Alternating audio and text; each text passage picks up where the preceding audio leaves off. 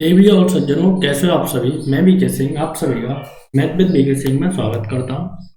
और मैं आशा करता हूं कि आप सभी स्वस्थ होंगे, मस्त होंगे और अपनी पढ़ाई व सेहत का भी अच्छे से ख्याल रख रहे हैं। तो ये सेशन अंग्रेजी का सेशन रहने वाला है और ये सेशन कुछ कंफ्यूजिंग वर्डों को लेकर है, जिसे पेपर में टिक करने में आपको थोड़ी सी भी दिक्कत आती है। तो यहाँ पर ये क्लस्टर टाइप के दो दो या तीन तीन, जैसे कि हम पहले से पढ़ते आ रहे हैं, कंपेरिजन करके पढ़ते जाएंगे आगे तक, जब तक ये पूरा नहीं होगा। तो अगर आपको चैनल से कोई फ़ायदा होता है तो इनमें से कर सकते हैं आप, तो शेयर भी कर सकते हैं, सब्सक्राइब भी कर सकते हैं और इनके माध्यम से हमसे जुड़ भी सकते हैं। तो बिना किसी देरी के हम आते हैं अपनी पहली स्लाइड पर। तो ये है हमारी पहली स्लाइड, इफेक्ट और इफेक्ट। देखो, देखने में ये मोस्टली सिमिलर से वर्ड लगते हैं, तो इस प्रकार की ही आज शब्दों का आप लोग डिस्कस करने वाले हैं। तो कैसे क्या किया जाए कि इन प्रकार के वर्डों में आपको कोई गलती ना हो। तो मैं आपको बता दूं कि ये वर्ब है ऊपर वाली और नीचे वाली नाउन है। जब भी आपको इफेक्ट माने होता है किसी को प्रभाव करना, किसी पर इन्फ्लुएंस डालना, तो किसी पर अगर आप इन्फ्लुएंस डाल रहे हैं तो उसका मतलब होता है आप क्या कर रहे हैं, किसी को प्रभावित कर रहे हैं, इन्फ्लुएंस डाल रहे हैं। प्रभावित करना वर्ब के रूप में इफेक्ट का प्रयोग होगा और इफेक्ट का मतलब होता है परिणाम, जो भी रिजल्ट आता है। और ये एक नाउन है, तो इसके लिए आप किसका प्रयोग करते हैं, इफेक्ट का यूज करते हैं। तो मैं आपको बता दूं कि इसे याद कैसे रखें कि देखो, ए और ई में आपको कंफ्यूजन होता है कि कौन सी वर्ब है कौन सी नाउन है। तो देखो, वर्ब और नाउन रखने, पहले वर्ब लिखिए फिर नाउन लिखिए। तो देखो, नाउन पहले आता है कि वर्ब पहले आता है। देखो, वर्ब आता है, बी आता है बाद में, तो इसके साथ कौन सा आएगा, पहले वाला। नाउन पहले आता है तो इसके साथ कौन सा आएगा, बाद वाला।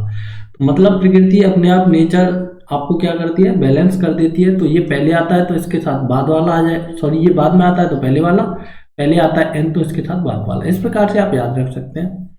अब नेक्स्ट वर्ड है एक्सीडेंट और इंसिडेंट। अब एक्सीडेंट और इंसिडेंट, देखो ये प्रकार आपके दोनों फिलिंग द ब्लैंक्स के लिए दे दिए जाते हैं, तो आपको थोड़ी सी दिक्कत होती है ना भरने में। तो इस प्रकार से हम इनको लेकर आए हैं। एक्सीडेंट का मतलब होता है कोई बड़ी ट्रेजेडी हो जाए या फिर कोई दुर्घटना हो जाए, तो उसे क्या बोलते हैं, आप एक्सीडेंट बोलते हैं, जिसमें किसी की मृत्यु तक हो जाए। ट्रेजेडी का मतलब ही होता है कोई बड़ी दुर्घटना, लेकिन इंसिडेंट का मतलब होता है कोई मामूली सी घटना हो जाए, तो आप उसे क्या बोलते हैं, इंसिडेंट बोलते हैं।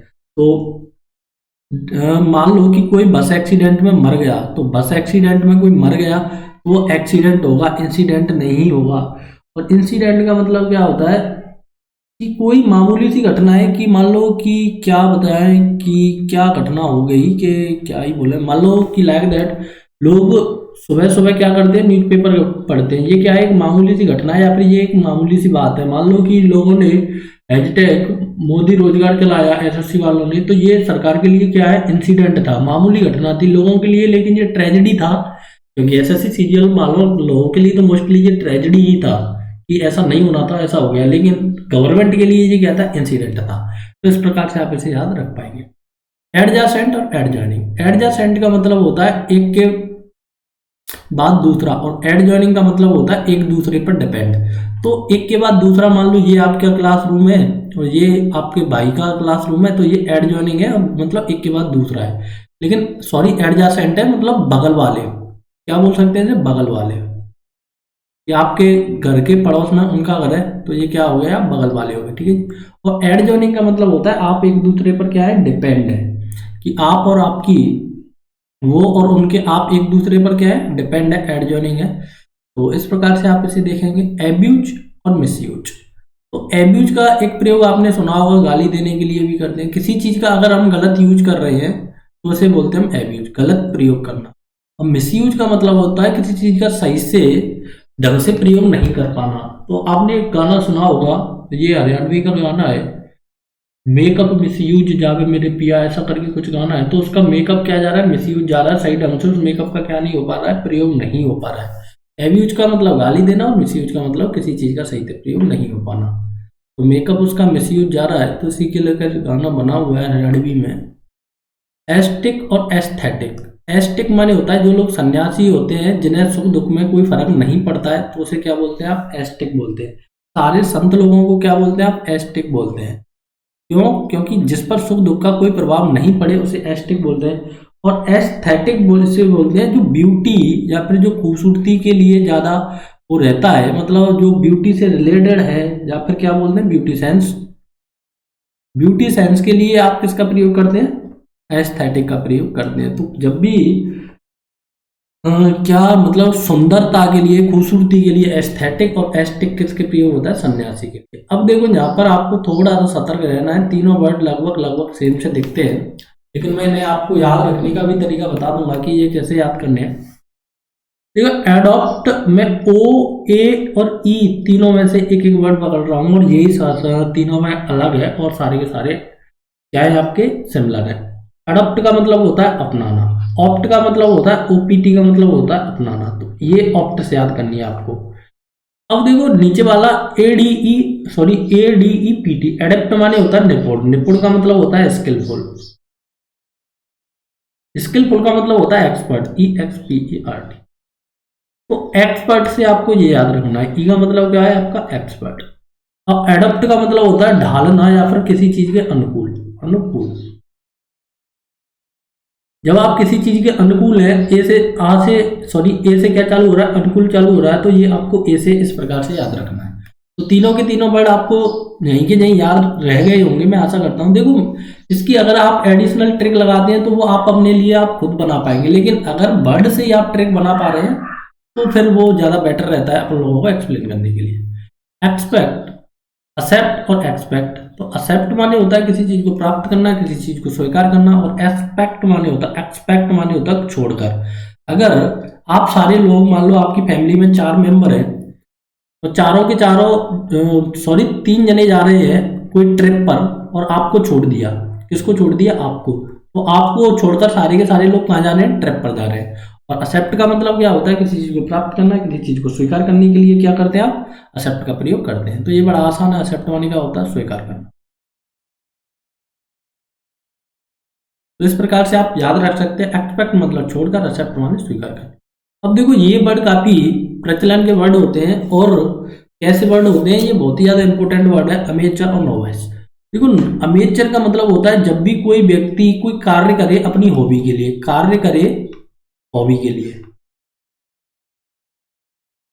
ठीक है जी। और जब नोवाइस का मतलब होता है किसी चीज का बिगिनर, मतलब जिसने अभी कार्य की क्या करी है? शुरुआत ही करी है, वो आगे इस कार्य के लिए पैसे लेगा। लेकिन अमेचर का मतलब होता है आपको कार्य करना है किसके लिए? हॉबी के लिए।